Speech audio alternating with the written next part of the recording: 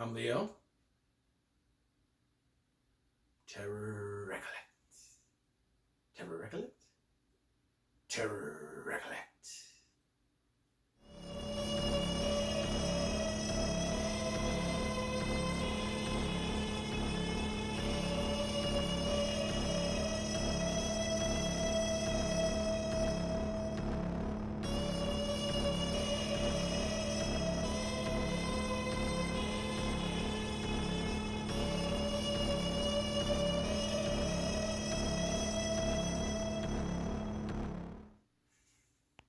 Who are you? Oh, you don't recognize me? No. Put these bad boys on. Oh, it's Frank. It is Frank. It's kind of like that old, Superman thing. Can't really recognize him. Welcome, everyone, to episode 9 of Terror Recollect. Yeah, we've come a long way. We have come a long way. But unfortunately, guys, the end is near. What? For season 1 of Terror Recollect. Oh, that's right. From the very beginning, we had wanted to bring you guys at least a full season of 10 episodes. And now, this being episode 9, next week makes it our final episode for the end of season 1. Yep. But it has been a really, really great experience so far, and I'm looking forward to returning for season 2. But let's focus on today's episode. Yes. What are we going to be discussing in today's episode? Today is going to be the wrap-up of the Friday the 13th discussion. In previous week's episodes, we discussed Friday the 13th part 1 through 3, parts final chapter, also known as 4 through 6, and this is going to be the end of what I call my nostalgia run, which is Friday the 13th, 7, 8, and 9. The reason it's the end of my nostalgia run is because the part 9, which is actually not even called part 9, it's called Jason Goes to Hell, the final Friday, because the rights had been bought out by New Line, so they ended up not being able to use the words Friday the 13th. So these are my thoughts on part 7, 8, and 9. Part 7 is probably going to be the shortest of all of them, because it's my least favorite in the entire franchise. It's my least favorite also. Now, before I start, what do you think about Friday the 13th part 7? I mean, it's a great mask, don't get me wrong. Yeah, I love the mask. I'm not really, the rest of the outfit of Jason, I'm not really a big fan of, with the ribs and, and the back spine, yeah, and all that. But Kane Hodder, he, is his first time playing the character. Most fans, I think, would probably consider Kane Hodder to be the definitive Jason. Yeah, absolutely. My personal favorite. After CJ Graham from part 6. Ted White would be mine. Yeah? Your CJ Graham. Yeah, also, exactly. All great choices, yeah. But Kane Hodder is definitely one of the, he's played him the longest, many times. And this was his first outing as the character. That's probably the best thing about this movie. Yeah. Is the fact that it introduced Kane to the series. One of my thoughts about what ends up becoming Kane Hodder actually was an important part of what I call Jason's difficult years, because you have pretty decent storytelling between 1 through 4, 5, and 6. Once you get into 7, you're literally dealing with a Carrie style girl with telekinesis who ends up being a nemesis of Jason. On the surface, that's a ridiculous concept. Yeah. Because it's one thing to have him, keep coming back and coming across people in his territory and things like that. Plus, on top of the fact that the Kane Hodder years had him in 7, which was fighting a Carrie-esque clone. 8, which had him supposed to be taking Manhattan. He ended up taking a cruise, as I've heard people say. And then part 9, which we've discussed before in previous episodes, is like a body swapping movie, and Kane Hodder's Jason is only in the beginning and at the end. And then you have Jason X, where Jason goes into space. So if you think about it, those were probably the most difficult years to try to tell a good Friday the 13th Jason story. And my personal belief is because Kane was involved and Kane brought that intensity that he brings to it and that seriousness. Like I've heard people say, like, he's playing it like he would, like anyone, like Marlon Brando would play the Godfather. Like he's so serious about playing this role. It's not something that he takes very haphazardly. So he kind of introduced the whole, that specific body movement that Jason has with the breathing and the intensity that he brought. Absolutely. He's mentioned it before in interviews where he says he always, when he saw Jason standing static, he always felt he didn't have enough life. So that's why he's like, well, when you can't use your face for emotions, you try to use the body. So he would do a thing where he would turn the head and the shoulders would turn first, or vice versa. And then he would do the heavy breathing. And that's one of my favorite things, because that's what happens a lot in Jason Takes Manhattan. And that's one of my favorite things is Kane, I feel, kept the franchise alive. Yeah. With that personal touch that he gave it, because you knew no matter if he was in space or body swapping or taking a cruise or fighting Carrie, you had that version of Jason, which was taken very, very seriously. Much in the same way Robert Englund's Freddy Krueger was beloved by people. Kane Hodder's is the same. Which I have a feeling that's why a lot of people like him, is because he brought a lot to the franchise. And he, like you said, he kept them alive, which isn't really a easy thing to do when you got a mask on and you can only do so much. And that's a great point. He carried those movies. He really did. He was more of the star than the lead actors. Absolutely. And then people are just waiting for that intense Kane Hodder presence. I was even watching Jason X for fun the other day, and it was just like, I mean, it sounds almost cheesy, but like a light enters the room when Kane Hodder's Jason comes back. It's like, he's going to have that, Kane Hodder stance and the way he looks at things. And it's just like, no matter how bad the movie is, I mean, you learn to love the movies regardless if you're a fan. Yeah, they're all entertaining. Yeah. Kane Hodder's Jason really does have that admirable fan quality that draws you to him, which is the only reason I actually watched Part 7. I actually had the opportunity to meet the director, John Carl Buechler, I think, and of directing fame of Ghoulies 3, Ghoulies Go to College, which is a great movie, totally other subject. He had a great passion, I think, going into the movie. I just don't think the movie's any good. I think they had reached the point where random teenagers going into the woods, it just wasn't going to cut it. It was repetitive. Yeah. It was like, oh, they're here for a birthday. Yeah, I don't think so. Like, you didn't care. Oh, I should only speak for myself. I didn't give 1 second's thought about any of the teenagers. There was the stoner guy. There was the nerdy guy. You could ask me any movie about, or anything about any of the other movies. Like, I can name at least maybe 5 characters from that movie. I cannot name a single person from this movie. Yeah. And when we're both on that same wavelength, because sometimes we do have very different points of view on certain things. The fact that we're both like right on there with the same thing, it just goes to show Part 7 is way off. Yeah. I also don't want to berate it too much because it is part of my beloved franchise. It's just your least favorite. I'll try to pick out some of the positive things briefly about Part 7. Like I said, the mask is cool.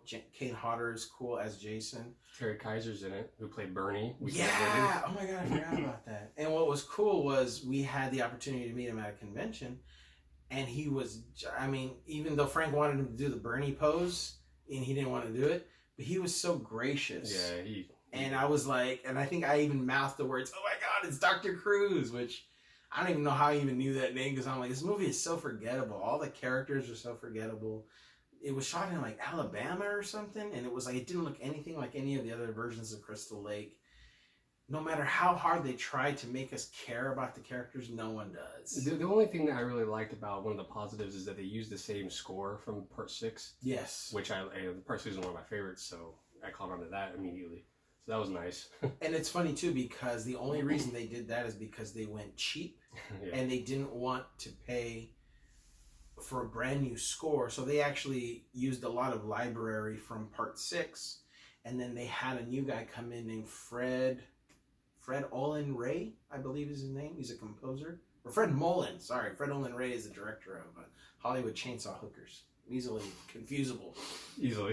Easily confusable. Fred Mullen came in, and they said, hey, we used as much library music as we could to fill out the score, but we need some new original pieces. And he had been the composer for the Friday the 13th series, which they had been working on.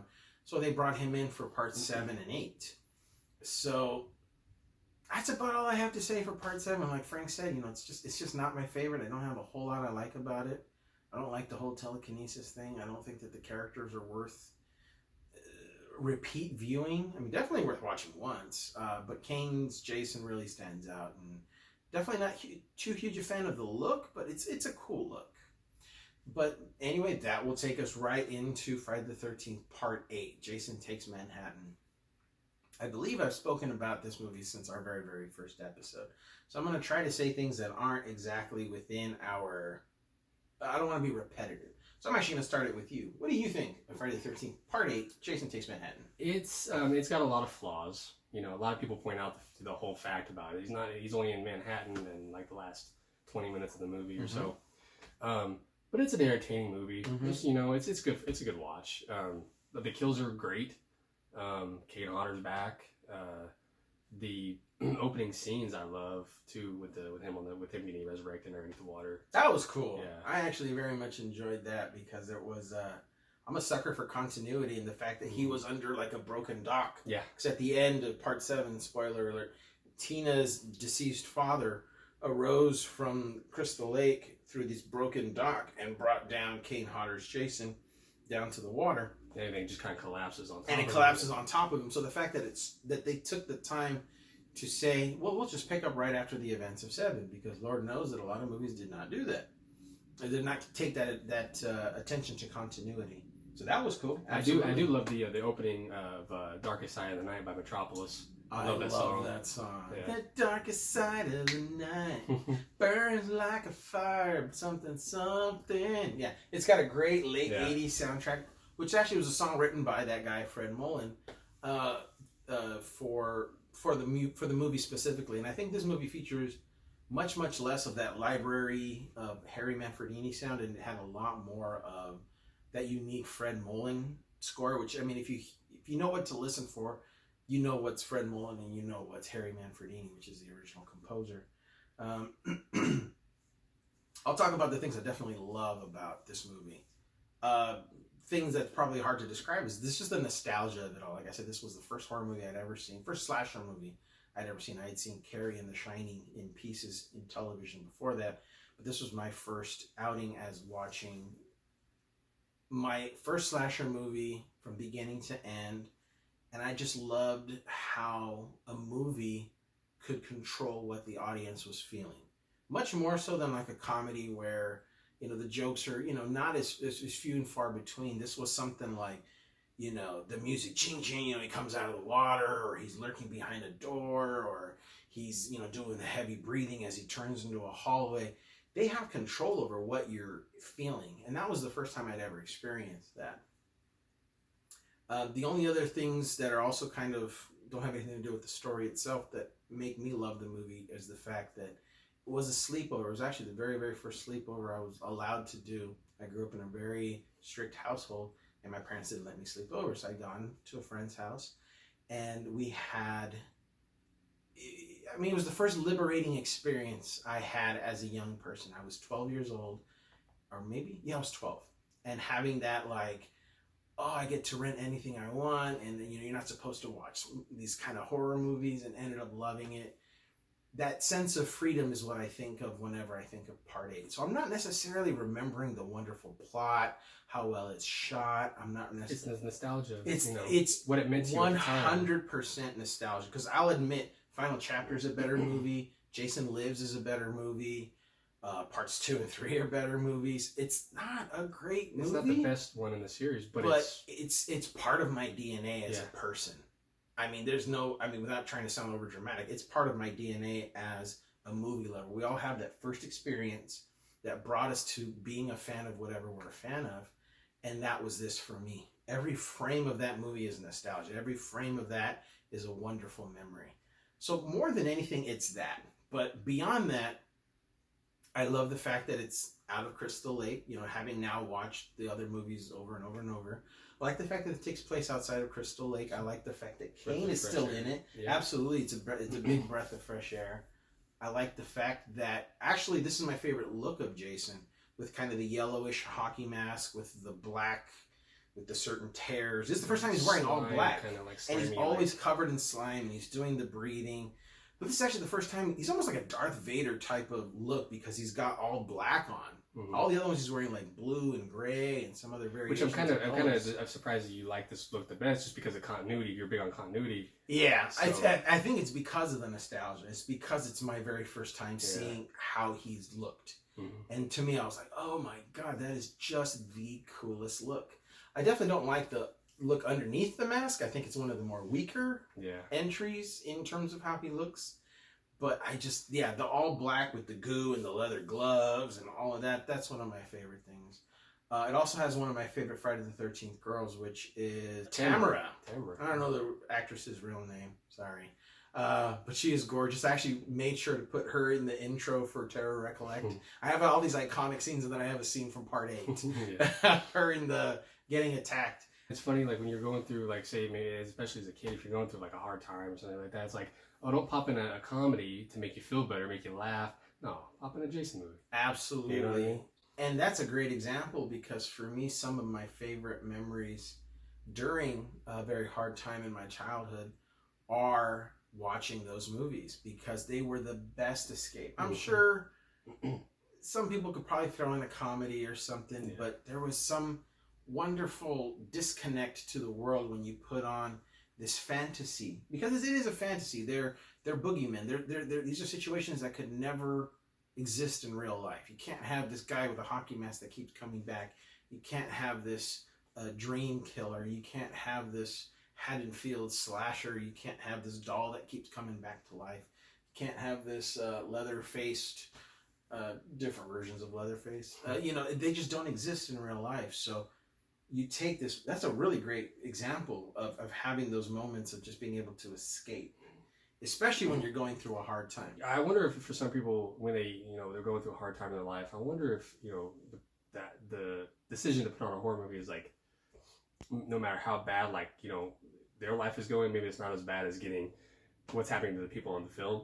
They get chased by Jason or Freddy. Oh, yeah, for sure. I mean, and on top of that fact, you have the fact that, when you watch these guys, over and over and over, because it's not so much like it is nowadays with, like, we were just talking before about, like, how much content there is to watch. And you actually end up spending so much time catching up, and, whether you're a Game of Thrones fan or whatever, there's always something to watch, especially with Netflix and all these new streaming shows and tons of movies coming out, and all of them have that in that kind of horror fantasy or whatever superhero type thing. So there's always something coming out. But back in the days when I was growing up, I just remember it's like you had a handful of movies that you were watching, and it wasn't too far out of the ordinary to watch them 200 times. Yeah. I mean, in literally hundreds of times. I remember watching The Crow and Terminator 2 and the Burton 89 Batman more than that. Like, I'm embarrassed to say how many times. That's why we can remember the trailers for, at the beginning of Jason Takes Manhattan. Exactly, because it's not just having a great memory, but beyond that, it's repetition. Mm-hmm. We saw it so many times, and even the same thing with the Part 6, the Friday the 13th Part 6 trailers. They had the thing for the Tom Savini Master of Horror Effects, Scream Greats Volume 1 and Volume 2, which actually feature the real Ed and Lorraine Warren in the, Satanism and Witchcraft. Yeah.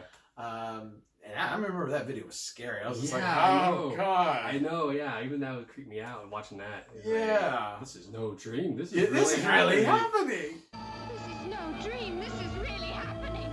The Omen, The Entity, and Rosemary's Baby. Let me say this. Yeah. It's so great. And then, you end up having these this affection for the boogeyman. Because a lot of them play it so well, like Robert Englund, Kane Hodder. They play it with such great passion that you almost end up loving the bad guys or the boogeyman or whatever more than you do the victims, because you almost get a recirculation of new cast every single movie, but you get the ones that you keep coming back to, which is why, although there are huge celebrities, you end up having at horror conventions, long lines of people like Kane Hodder and Bruce Campbell or Robert Englund for sure. We waited hours to meet Robert Englund. Completely worth it, but we waited hours to meet Robert Englund.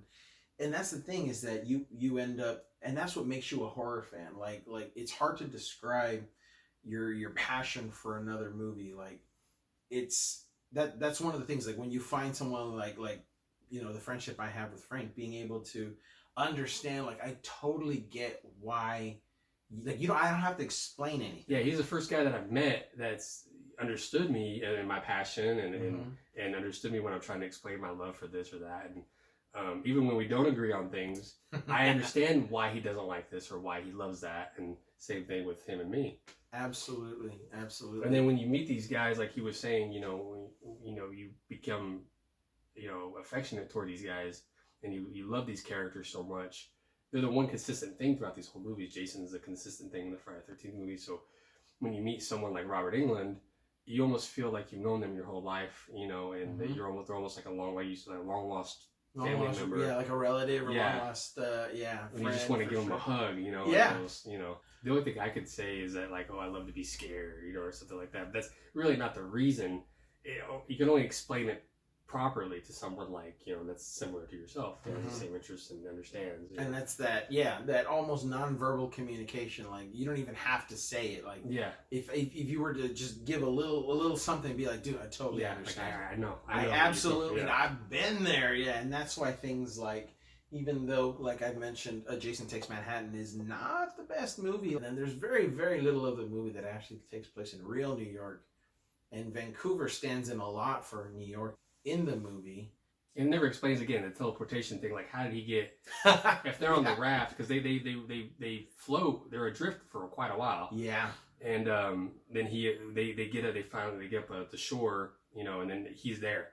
He comes up, he pops out of the water. He's there. Yeah. And it's like, was he wait a minute, was what? he like holding onto the boat underneath the whole time, or? What's funny is, when I was a kid and I watched this, I came up with my own. Actually, I think it was an actual dream I had that same night. My brain was still like, oh, how did he get from the boat to New York? Because, like you said, they were adrift for a while. And I remember seeing a scene that I'm realizing now was just a dream that I had of him walking from, I'm assuming he got off the Lazarus, plopped down to the ocean floor level, and literally walked. We get at Bernie's 2 style. Yes, exactly. And it was funny because I remember watching it the second time on VHS after that sleepover.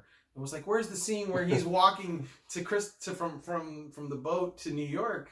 I mean, where is it? I go, I literally dreamed it. That just goes to show how much I was invested into it. Any final thoughts on Friday the 13th, Part 8, Jason Takes Manhattan? No, you summed it up beautifully.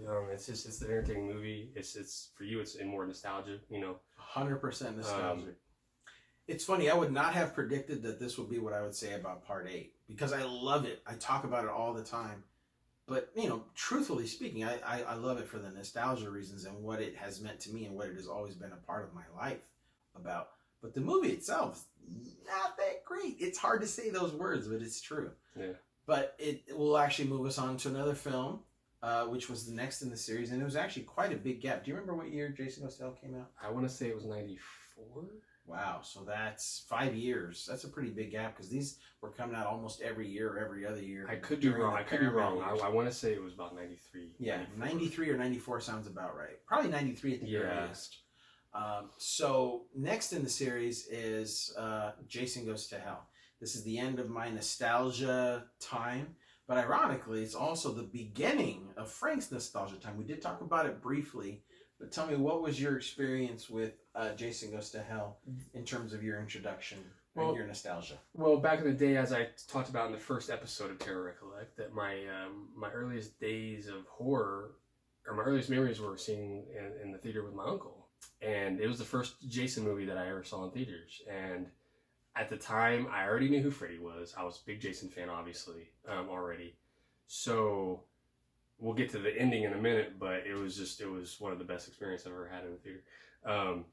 And for nostalgia, not necessarily because the movie is amazing. No, at the time I loved it because it was a bunch of killing and I loved it and it was just awesome, gory. Jason's really only in the movie for 5% of the time. Well, we'll go into a synopsis right now. So this is what bugs me about this movie. Sorry, I don't mean to start off negative, but there's no continuity between the beginning of Jason Goes to Hell and the end of Friday the 13th. I wanted to know for years, for that 4 or 5 year period, what happened to Jason after the events of Part 8. Did he turn into a kid? What happened? But they don't answer any of those questions. It's just a really cool kind of throwback scene where a beautiful brunette is driving up to a cabin in Crystal Lake. She goes, and there's a lot of cliche stuff. It's like a log cabin. She's stripping naked to take a shower, and then The light bulb burns out. The light bulb burns out, and then Kane Hodder's Jason shows up on the scene. She's running away. The FBI SWAT team shows up. And it was a trap. Spoiler alert. It was a spoiler alert. She ended up being an FBI agent, and they blew up Jason. They killed him in the first 5 minutes. But it's actually one of my favorite openings, into a Jason movie. Not because they killed him, but just because it's like I wasn't expecting it. I was like, oh, he's just another girl that he's chasing after. Objectively speaking, it's a fantastic intro because who has the guts to kill off the main character, to blow him up in that manner? So in that sense, I completely agree with you. As a fan of Part 8 who wanted to know what happened, it was a big punch in the gut. It was like, are you kidding me? To have Jason killed off so early. But, so again, synopsis here. It does not follow the events of Part 8 or really any other movie. And they blow him up. And then the movie is about Jason's already dead. And a new mythology comes into play, which has absolutely nothing to do with the other ones. I've heard interviews since with the director where they're like, there wasn't much mythology to work with, so we pretty much had to come up with everything on our own. And I'm like, technically, if you think about it, there's a lot of mythology. Yeah. Maybe you just should have filled in the gaps in the story, because Friday the 13th is a little inconsistent with its timeline. Instead of coming up with stuff like this magic dagger, spoilers, with this magic dagger, with something called the Voorhees house, which never existed before. Right. Yeah. The fact that Jason had a sister and his sister had a daughter who now had another daughter, and it's just like the movie is so all over the place. And one thing I like about it, one thing I hate about it is that it completely breaks the formula. There are 3 teenagers in the whole movie. And this wasn't even in the original script. They went back later for a reshoot. And that's the scene of those campers going in and skinny dipping. And then, having sex in the tent, and then one girl sleeping outside in the sleeping bag. That was a reshoot. That wasn't at all part of the original shoot that took place.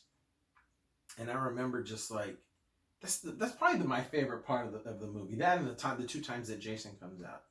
The rest is kind of like Part 7. Like, I'll watch it and I'll defend it, but it's so flawed. It's so incredibly flawed. And the lead characters, they had a bunch of older people. Like, Friday the 13th movies are not supposed to have a bunch of middle-aged people or a bunch of older people in the movie. This movie's all middle-aged actors. Mm-hmm. And it's like, it's trying to be funnier than in a non-subtle funny way, like Part 6 had humor in it, like we talked about with the paintballers and stuff. This was not subtle humor. This was like in-your-face, ridiculous humor. Well, that makes me think of a little girl in a pink dress sticking a hot dog through a donut. And then one other thing that to me makes Jason Goes to Hell an amazing movie, and has nothing to do with the movie. In this era of time, you said you were like 6 years old. I was in high school at the time, and it was the peak of my like high school rebellion. And so I had walked from my home in San Gabriel to the movie theater in Alhambra, which is quite a distance. It was kind of a not safe neighborhood between my neighborhood and where the movie theater was, but I didn't care.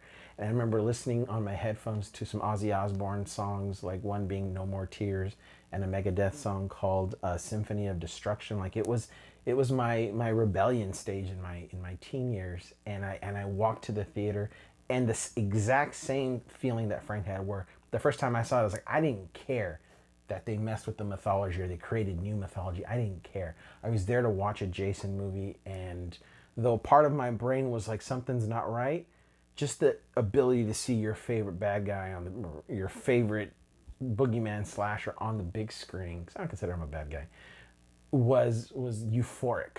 And then being able to walk back and say, I don't even care if anything happens to me while I'm listening to this rock music. I was unstoppable, and it's that, just like Part 8 is part of my DNA as a human being, because we all come up at that age range, and the things that happen to us, they never leave our minds, more than any other time in our lives. So I will always, always, always love Jason Goes to Hell for that reason.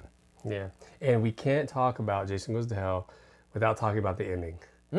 one of the best twist endings to a horror movie. For sure. You know what I mean? Like at the time, I was already a big horror fan. I already knew who Freddy was. I already knew who Jason was, obviously, Michael, all that.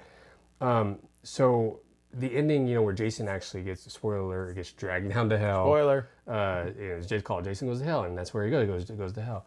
He's you know, he gets pulled down on the ground. Everybody's happy. They get away. It's all this nice cheering music. The camera is kind of like this, you know, this little crane shot, overhead shot of Jason's mask. The dog comes over kind of perfectly in one take, kind of like uncovers the mask from the dirt a little bit, runs off. Camera just, you know, zooms down, a close up on Jason's mask. And then the last thing you'd expect, Freddy Krueger's hand coming up with the glove, grabbing it with that laugh and pulling his mask down. Mm-hmm. I mean, as a kid, already knowing who Freddy was and all that, I was just blown away, you know, and to that day, that's one of the reasons why I love that movie so much now. Absolutely. Not just nostalgia, but it's one of the best endings to a horror movie. It is a great ending. So in all truth, as flawed as the film is, and as much as we see it through nostalgia goggles and love it through nostalgia goggles, it does have a great intro, blowing up Jason, and it has a great outro, which is Freddy coming up, because Freddy went to hell in Freddy's dead, so Freddy died. So Freddy's in hell, and now Jason's in hell, and I guess he was just scooping up the mask because Jason forgot it on the way down or something. But it is a great ending. I'm glad you brought that up. Or Freddy just had plans for him. He had plans, yeah. Like, we're gonna need this. Exactly. You know. And even the fact that it took 10 years. It took, let's see, it took 10 years, 1993 to 2003. It took 10 years for Freddy vs. Jason to come out. And in the interim, they made Jason X, which actually takes place way in the future. I know we're not supposed to be talking about the other three, but just briefly, the Jason X takes place way in the future. So chronology-wise, Jason Goes to Hell actually fits pretty well with the intro of Freddy vs. Jason, because the movie starts off Freddy versus Jason. Jason is dreaming in hell, I'm assuming. Yeah. Which is kind of weird, but it makes sense. And so in a sense, continuity-wise, it goes from Jason Goes to Hell to 10 years later, it's Freddy versus Jason, which in a sense I think is really cool. And I'll definitely say that's a nice way to keep the continuity in that. So, but I don't know, any last thoughts before we wrap up on part 7 through 9? No, I mean, I think all three of those, you know, nostalgia aside, I love your pausing because it's like we love the series, but they're not great movies. Yeah, these three that we've covered today are not good movies, but for us, particular, we love them for certain reasons. Yeah, and you know, if it makes you guys want to go out and check them out too, if you haven't already, or just to go revisit them. And I won't be mad at you if you don't watch any of them. Yeah, honestly. I mean, if you have the time, go and watch Final Chapter. Go and watch Jason Lives. Part 3. Watch 2 and 3. Watch 1. Watch Pseudo Jason and 5. Watch Freddy vs. Jason. Maybe throw in the reboot, remake. That word already gives me a headache just from our previous episode. But yeah, I'm okay with you guys skipping 7, 8, and 9. As much as I love 8 and 9 and the nostalgia is a deep, deep part of me, I'm okay with you guys skipping them. So let's go ahead and say goodbye for this week. It's been absolutely awesome to talk about Friday the 13th. The other 3 entries in this series I will talk about next season, because I have a surprise for you guys that has to deal with those, and I'm going to do it in the sneaky Frank way. I can't tell you about it. But I have something very special for next season that comes with those 3 movies. So I'm looking very much forward. Thank you guys for being a part of this, and we'll see you guys next week for our final episode in season 1. Thank you so much. Bye.